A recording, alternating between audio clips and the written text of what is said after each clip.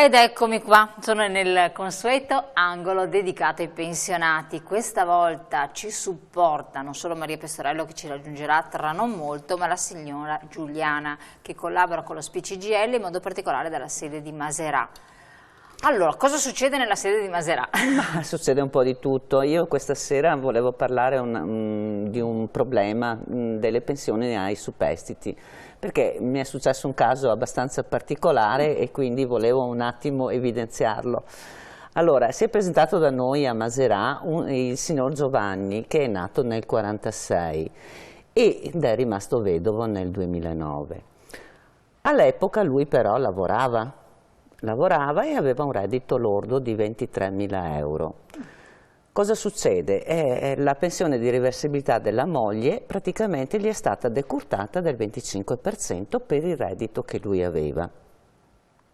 La pensione della moglie era di 1.100 euro. Normalmente il superstite riceve una pensione del 60%. In questo caso, visto il tetto di reddito che aveva, gli è stata decurtata del 25% e pertanto gli è stato dato 450 euro al mese. Cosa succede poi? Lui nel gennaio del 2012 va in pensione. Il suo reddito, naturalmente, il reddito lordo è diminuito, quindi da 23.000 euro è passato a 19.573. Perché la pensione, naturalmente. Esatto, la pensione è meno di quello che è. E continuava a prendere, però. E continuava però a percepire come pensione di reversibilità i 450 euro. Lui non aveva fatto niente e quindi di conseguenza andava avanti così. Si è rivolto a me, a Maserà, è venuto da me e dice: ma io sto percependo questo. Abbiamo fatto una... Ce l'è venuto lo scrupolo così, sì, detto, facciamo una verifica. Esatto, facciamo una verifica proprio perché ormai c'è questo controllo delle pensioni e quindi tutti quanti si allertano. Sì, esatto. E viene da me, abbiamo fatto praticamente una ricostituzione ed è saltato fuori che lui percepiva meno di quello che doveva essere questa pensione, pertanto gli è stato dato 8.700 euro di arretrati lordi, quindi diciamo che tutto sommato... Che non è poca cosa. No, non è poca cosa e quindi qui c'è da dire appunto che bisogna effettivamente verificare la pensione, perché non sempre è... Non sempre quello, esatto, è corretto. Questa è una cosa che a me dà l'ansia, sinceramente, perché come cittadino, lavoratore, immagino i pensionati, uno crede che quello che riceve sia la cifra corretta, non si immagina che ci possano essere questi errori terrificanti, perché stiamo parlando di migliaia di euro. Diciamo che non sono poi veri e propri errori, nel senso che uno, la sua condizione è cambiata, ma non è che l'INPS si accorge che la condizione è cambiata, hai capito? Esatto, però se un altro errore da parte della persona stessa nel non fare una richiesta, esattamente, perché non pensa che debba chiedere tutto. Anche perché ci sono tantissime sedi, quindi anche solo per scrupolo. Assolutamente sì. Volevo sapere questo: con quali documenti si è dovuto presentare il signor Giovanni? Giovanni, niente, è venuto lì con la sua carta d'identità, codice fiscale e dichiarazione dei redditi, con questo si è mandata avanti la... Quindi non sono stati necessari chissà quali documenti? No, assolutamente, no, assolutamente. Avete provveduto voi, avete fatto tutto? Esattamente. Perfetto. Signora Giuliana, lei è stata chiarissima, adesso vediamo di capire che cosa era successo al signor Giovanni e come lui magari purtroppo a tante persone, perché poi questo è un caso, come dico, che si è presentato nella sede di Maserà in provincia di Padova, in una delle tantissime sedi dello SPCGL. Il signor Giovanni è stato bravo effettivamente, voi altrettanto a risolvere i problemi, a fargli recuperare i soldi. Li ha già recuperati oppure sono rateizzati? No, quando sono così glieli danno tutti quanti, quindi arriverà un bel versamento, un bel valloppo. Grazie ancora, lasciamo il posto a Maria Pestorello che la sostituisce, buon lavoro a questo punto. Grazie a lei. Ben arrivata, ben arrivata. Grazie. Allora, cara Maria Pestorello, come sempre insieme per affrontare situazioni incresciose, io dico incresciose. Ma no, ma non è vero, dai, non sempre incresciose. Ma chissà quante persone magari non ci prestano attenzione. Cioè No, ci sono diritti che se non li conosci non li puoi esigere. Questo è il problema, che E come allora, facciamo a conoscere tutti i perché nostri c'è lo diritti? SPI-CGIL per informare bene i pensionati sui loro diritti, insomma diciamo che vabbè. questa è la nostra funzione principale, Giusto, è vero, è vero. soprattutto per difenderli di Bisogna però diritti. sempre stare allerta, perché questa non è una cosa dobbiamo mai importante. dormirci sopra, Esatto. i diritti non sono conquistati per sempre, bisogna sempre vigilare e credo che lo SPI insomma fa questo e lo fa egregiamente. Mi Allora, racconti un attimo la situazione del signor Giovanni, cioè che certo. cos'è, in modo che chi si individua in questo signor Giovanni che dice ho una situazione analoga, attenzione, aspetta che do un'occhiata perché... Certo.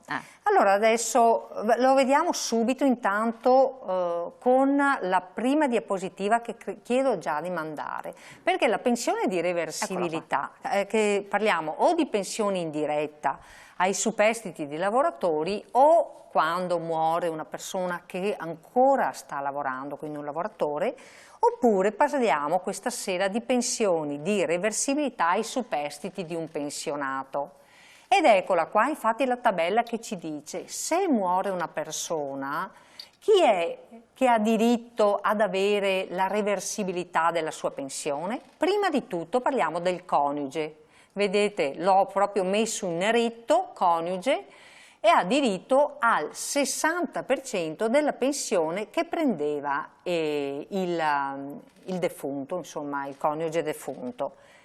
Ne ha diritto, intanto, prima cosa, dopo torneremo sul caso di prima. Allora, prima cosa, io quando dico coniuge, cosa intendo? Intendo le persone che sono sposate, no, col matrimonio tradizionale, ma adesso da giugno del 2016 intendo anche le persone che hanno contratto le unioni civili, quindi sono le persone che si sono sposate, tra virgolette, con persone dello stesso sesso, persone che hanno contratto, come si dice, il matrimonio civile. Anche queste hanno diritto Quindi hanno questa tutela che è molto importante. alla reversibilità della pensione. Ha diritto alla reversibilità della pensione anche il coniuge legalmente separato o divorziato? Anche divorziato? Ne ha diritto, certamente, purché proprio in sede di separazione o di divorzio sia stato sancito dal tribunale il diritto ad avere gli alimenti. In questo caso qua, anche se uno è separato legalmente o è divorziato, ha diritto ad avere la reversibilità della pensione. Ma ha diritto ad averla anche se il coniuge da cui ha divorziato si è risposato. Una cosa che tanti magari non sanno, no? Sì, ne ha diritto ma sempre. Ma allora l'altro coniuge nuovo? Beh, poi sarà il tribunale dopo, in base proprio alle condizioni economiche delle persone, a stabilire con che quota dare ad uno oppure all'altro dei superstiti.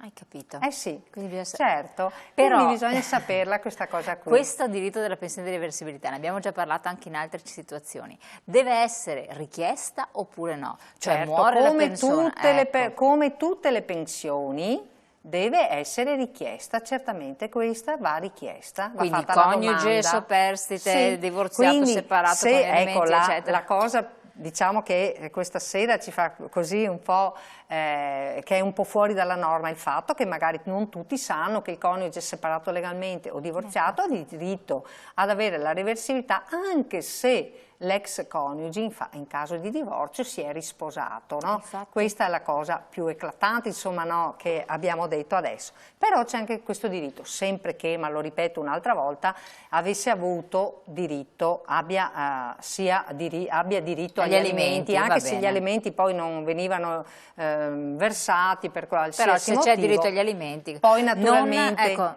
però se c'era un figlio, non passava gli alimenti alla moglie ma soltanto per il figlio, è la stessa poi cosa. I casi bisogna vederli uno per uno, però insomma in linea di massima è così. Poi se però chi ha la pensione di reversibilità si dovesse lui risposare, cioè il vedovo o la vedova che si risposa, perde il diritto ad averla, però ha diritto ad un risarcimento. E questo risarcimento sono 2 anni di pensione pagata, insomma. Vabbè, ma in questi casi venite poi nelle nostre sedi che avrete più informazioni, soprattutto il patronato Inca CGIL potrà proprio poi dare esattamente tutte quante le indicazioni proprio precise al 100% e anche curare la domanda di reversibilità della pensione. Tornando però alla diapositiva di prima, io volevo dire che oltre al coniuge hanno diritto alla reversibilità anche gli orfani, cioè i figli o equiparati, che siano minori, figli minori, che siano studenti, fino quindi al 26esimo anno di età se fanno l'università, e i figli inabili, ricordiamocelo, questi hanno sempre diritto ad avere una quota di reversibilità della pensione. Poi di solo fianco, se però minorenni, no? Se ci sono avuti figli maggiorenni, no. Minorenni, no, minori oppure maggiorenni fino quindi ai 26 anni di età, se studenti, certo. Prima naturalmente studenti delle scuole superiori, poi dell'università, o inabili, sempre che siano a carico della persona fossero stati a carico della persona che è deceduta. E poi con una sentenza della Corte Costituzionale del 1990 è stato stabilito che possono essere equiparati ai figli anche i nipoti, purché naturalmente siano a carico del nonno o della nonna che è deceduta. Se erano a carico in vita possono essere beneficiari della pensione di reversibilità. Questa è una cosa che è sopraggiunta dopo nel tempo. Poi, come vedete, qui nella tabella ci sono altri. Lo ricordo, l'ultima riga, guardate la riga in fondo, hanno diritto alla quota di reversibilità anche i genitori, i fratelli, le sorelle, purché naturalmente fossero stati a carico della persona, quindi a carico, che è deceduta, o riceve gli alimenti o a carico è la condizione fondamentale. Esattamente, a carico della persona deceduta. Poi andiamo invece alla diapositiva numero 2, che così chiariamo il caso che Giuliana ha presentato all'inizio. Eccola qui. Nel caso presentato, il signor Giovanni, quando è deceduta purtroppo la moglie e ha preso la pensione di reversibilità, aveva un reddito, vedete la prima riga, superiore a quella cifra lì, a 19.573 euro, aveva 23.000 euro di reddito e quindi però ne aveva sempre meno di 26.000, quindi la pensione, il suo 60% di pensione era stato decurtato di un 25%, no?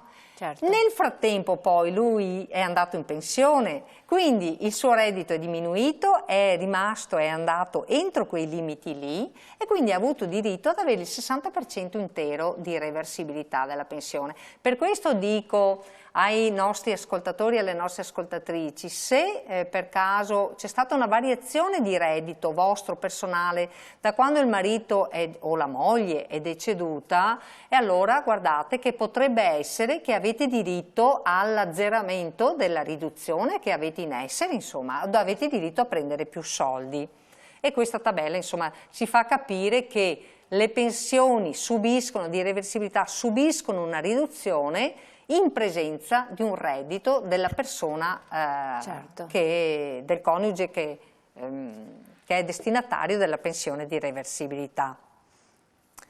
Allora, non c'è riduzione, vedete, qui sono previste, queste riduzioni non ci sono più se per caso dovessero esserci figli minori, studenti o disabili in famiglia. Quindi nel caso in famiglia siano presenti minori, studenti o disabili, non si procede a nessuna riduzione. Poi c'è una curiosità che vi voglio dire. Nel 2011 è stata fatta una norma, la cosiddetta, noi l'abbiamo chiamata norma antibadanti, no? Che prevedeva che se una persona contraeva matrimonio dopo i 70 anni di età e tra lui o lei e lo sposo, diciamo, c'erano più di 20 anni di differenza, questa persona al momento di avere la reversibilità avrebbe avuto una grossa decurtazione della pensione, però è stata annullata dalla Corte Costituzionale, la quale si è espressa dicendo che questa norma è incostituzionale, quindi la cosiddetta norma antibadanti, insomma, dal 2016, perché la sentenza di luglio 2016 non ha più diritto di esistere. Un'ultima cosa volevo far vedere, velocissima, la statistica delle... Vediamo l'ultima. Eccola qua, per far vedere in Veneto quante sono le pensioni di reversibilità. Allora, Come vedete sono 355.000 le pensioni di reversibilità, eccole qua. L'11% di queste 355.000 sono di uomini e invece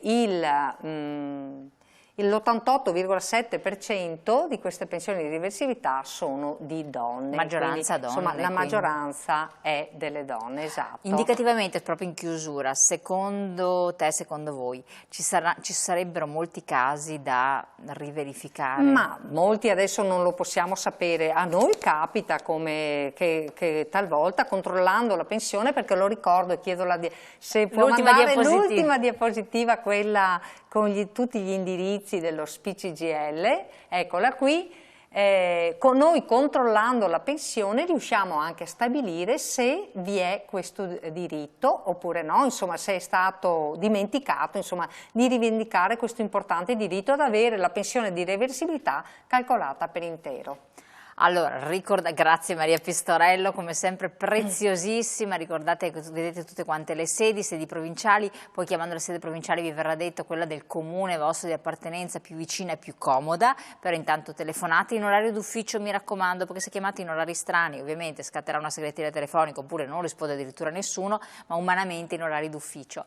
Fate dare una controllatina alla vostra pensione, ogni volta lo SPCGL gentilmente ci presenta dei casi generici, purtroppo dico io realmente accaduti, che però ci fanno capire quanto sia importante farla controllare, farla verificare, perché può sempre sfuggire qualche cosa, nessuno è bravo in tutto, quindi ci sono le persone che hanno studiato, sono preparate proprio per risolvere queste questioni. Abbiamo affrontato il tema della reversibilità, vedremo la prossima settimana quale altra situazione di inghippi si può capitare, si può incappare con le proprie pensioni, e intanto, ringraziando Maria Pistorello, io vi lascio alla nostra pubblicità pochi secondi, ma ricordatevi, perché terminata la pubblicità inizia la trasmissione e il nostro approfondimento con i nostri ospiti in studio, quindi a tra poco.